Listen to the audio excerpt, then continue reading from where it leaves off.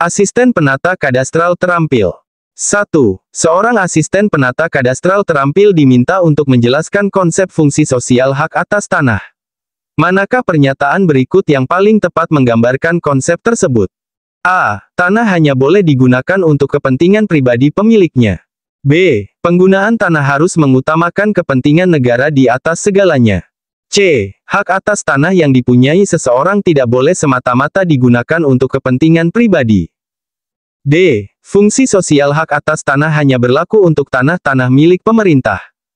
E. Pemilik tanah bebas menggunakan tanahnya tanpa mempertimbangkan kepentingan masyarakat. Kunci jawaban yang paling tepat dari soal di atas adalah C. Pembahasan dari soal di atas, yaitu bahwa fungsi sosial hak atas tanah mengandung pengertian bahwa hak atas tanah yang dipunyai oleh seseorang tidak boleh semata-mata digunakan untuk kepentingan pribadi, tetapi juga harus memperhatikan kepentingan masyarakat.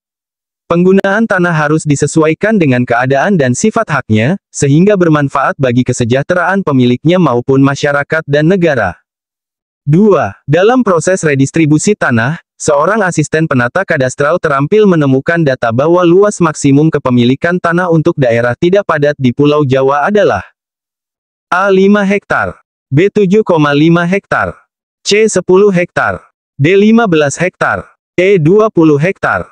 Kunci jawaban yang paling tepat dari soal di atas adalah C. Pembahasan dari soal di atas, yaitu bahwa berdasarkan Peraturan Pemerintah Nomor 224 Tahun 1961 tentang pelaksanaan pembagian tanah dan pemberian ganti kerugian, luas maksimum kepemilikan tanah untuk daerah tidak padat di Pulau Jawa adalah 10 hektar. Hal ini merupakan bagian dari program Land Reform untuk membatasi kepemilikan tanah dan mendistribusikan tanah secara lebih merata. 3. Seorang asisten penata kadastral terampil sedang melakukan pengukuran bidang tanah menggunakan metode offset. Jika jarak dari titik ikat ke titik bantu adalah 50 meter dan jarak offset ke batas bidang tanah adalah 3 meter, berapakah skala maksimum peta yang dapat dibuat agar kesalahan grafis tidak melebihi 0,3 mm? A. 1. 1000. B. 1. 5000. C. 1. 10.000. D. 1. 15.000. E. 1. 20.000. Kunci jawaban yang paling tepat dari soal di atas adalah C. Pembahasan dari soal di atas, yaitu bahwa kesalahan grafis maksimum yang diizinkan adalah 0,3 mm. Jarak terpendek di lapangan adalah jarak offset, yaitu 3 meter. Skala maksimum dihitung dengan rumus, skala sama dengan jarak lapangan kesalahan grafis tanda kali 1000. Jadi, skala sama dengan 3, 0,3 tanda kali 1000, sama dengan 1, 10.000. 4. Dalam melakukan pemetaan digital, seorang asisten penata kadastral terampil menggunakan sistem proyeksi UTM. Berapakah lebar zona UTM yang digunakan di Indonesia? A. 3 derajat. B. 6 derajat. C. 9 derajat. D. 12 derajat. E. 15 derajat. Kunci jawaban yang paling tepat dari soal di atas adalah B. Pembahasan dari soal di atas, yaitu bahwa sistem proyeksi UTM Universal Transverse Mercator menggunakan zona dengan lebar 6 derajat bujur. Indonesia menggunakan sistem UTM standar ini tanpa modifikasi, sehingga lebar zona UTM yang digunakan di Indonesia adalah 6 derajat. 5. Seorang asisten penata kadastral terampil sedang melakukan pengukuran poligon tertutup. Jika jumlah sudut dalam poligon yang diukur adalah 722 derajat 15 menit 30 detik, berapakah jumlah titik poligon tersebut? A. 5. B. 6. C. 7. D. 8. E. 9. Kunci jawaban yang paling tepat dari soal di atas adalah B. Pembahasan dari soal di atas, yaitu bahwa dalam poligon tertutup, jumlah sudut dalam sama dengan N2 tanda kali 180 derajat, di mana N adalah jumlah titik poligon. Dari soal, 722 derajat 15 menit 30 detik sama dengan N2 tanda kali 180 derajat. Setelah dihitung, N sama dengan 6. Jadi, jumlah titik poligon adalah 6. 6. Dalam melakukan pengukuran bidang tanah, seorang asisten penata kadastral terampil menggunakan metode RTK-NTRIP. Apa kepanjangan dari NTRIP dalam konteks ini? A. Network Transport of RTCM via Internet Protocol. B. National Terrestrial Reference for Internet Positioning. C. Navigation Tracking and Reporting Internet Platform. D. New Technology for Real-Time Internet Positioning. E. Network Transmission of Real-Time Integrated Positioning. Kunci jawaban yang paling tepat dari soal di atas adalah A. Pembahasan dari soal di atas, yaitu bahwa NTRIP dalam konteks RTK-GNSS adalah singkatan dari Network Transport of RTCM via Internet Protocol.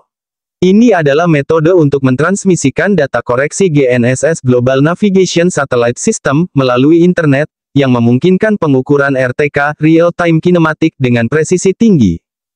7. Seorang asisten penata kadastral terampil sedang melakukan pengukuran beda tinggi menggunakan waterpass. Jika bacaan benang tengah pada rambu belakang adalah 1,565 meter dan pada rambu depan 1,225 meter, berapakah beda tinggi antara kedua titik tersebut?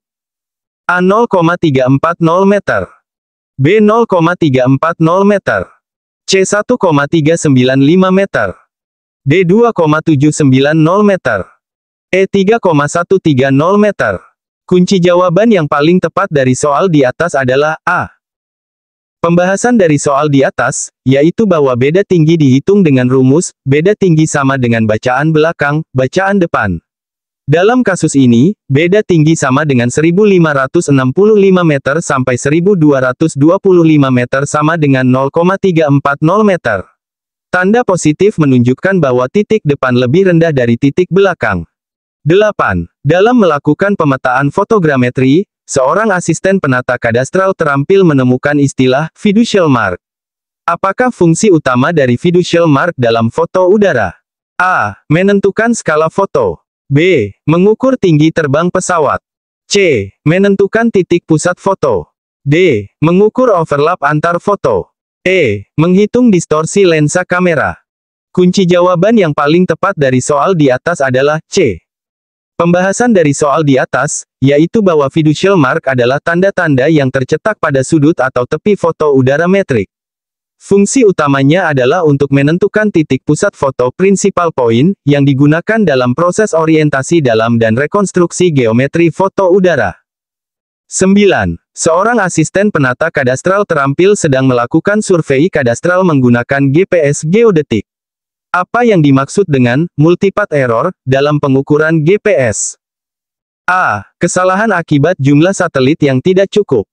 B. Kesalahan akibat pantulan sinyal GPS dari objek di sekitar receiver.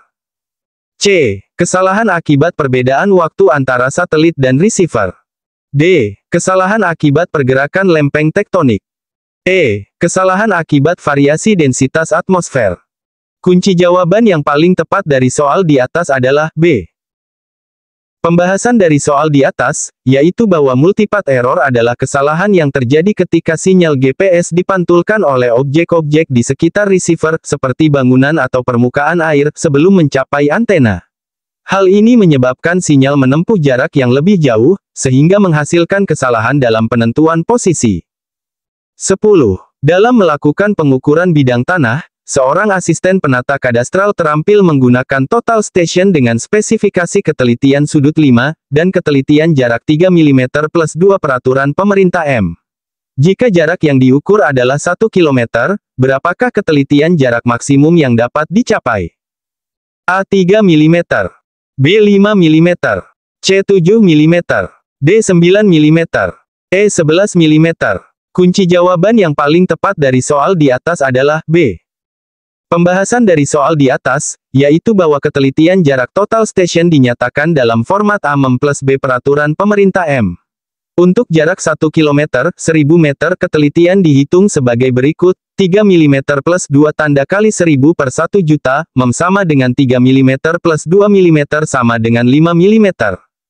11. Seorang asisten penata kadastral terampil diminta untuk menjelaskan konsep datum vertikal dalam survei pertanahan.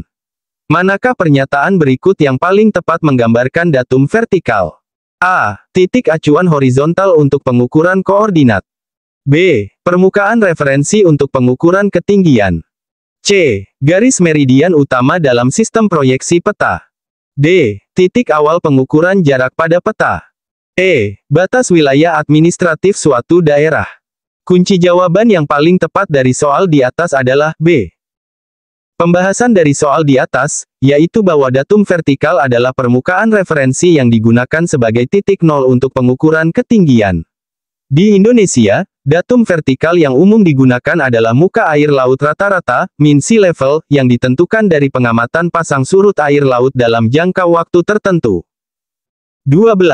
Dalam melakukan transformasi koordinat, seorang asisten penata kadastral terampil menggunakan metode Helmert. Berapa parameter yang digunakan dalam transformasi Helmert 3D? A. 3 parameter. B. 4 parameters. C. 5 parameters. D. 6 parameters. E. 7 parameters. Kunci jawaban yang paling tepat dari soal di atas adalah E. Pembahasan dari soal di atas, yaitu bahwa transformasi Helmert 3D, juga dikenal sebagai transformasi similaritas 3D, menggunakan 7 parameter, 3 parameter translasi, delta X, delta Y, delta Z, 3 parameter rotasi Rx, Ri, Res dan 1 parameter faktor skala S. Metode ini digunakan untuk mentransformasikan koordinat antara dua sistem referensi geodetik yang berbeda. 13. Seorang asisten penata kadastral terampil sedang melakukan pengukuran topografi menggunakan metode tachymetry. Jika bacaan benang atas adalah 2,755 meter, benang tengah 2,500 meter, dan benang bawah 2,245 meter, serta sudut vertikal yang terukur adalah 87 derajat 30, berapakah jarak mendatar antara alat ukur dan rambu? A. 50,00 meter. B. 50,51 meter. C. 51,00 meter. D. 51,51 meter. E. 52,00 meter. Kunci jawaban yang paling tepat dari soal di atas adalah B. Pembahasan dari soal di atas, yaitu bahwa jarak miring dihitung dengan rumus, D sama dengan 100 tanda kali, BB, sama dengan 100 tanda kali, 2,755 sama dengan 51 meter. Jarak mendatar dihitung dengan rumus, D sama dengan D tanda kali sin, sudut vertikal, sama dengan 51 tanda kali sin, 87 derajat 30, sama dengan 50,51 meter. 14. Dalam melakukan pemetaan menggunakan drone, seorang asisten penata kadastral terampil menemukan istilah GSD. Apa yang dimaksud dengan GSD dalam konteks pemetaan fotogrametri? A. Global System for Drones. B. Ground Sampling Distance. C. Geodetic Survey Data. D. Geometric Standard Deviation. E. Geographic Spatial Database. Kunci jawaban yang paling tepat dari soal di atas adalah B. Pembahasan dari soal di atas, yaitu bahwa GSD atau Ground Sampling Distance adalah ukuran resolusi spasial foto udara di permukaan tanah. GSD menyatakan jarak antara pusat piksel yang berdekatan yang diukur di atas tanah. Semakin kecil nilai GSD, semakin tinggi resolusi foto dan semakin detail peta yang dihasilkan.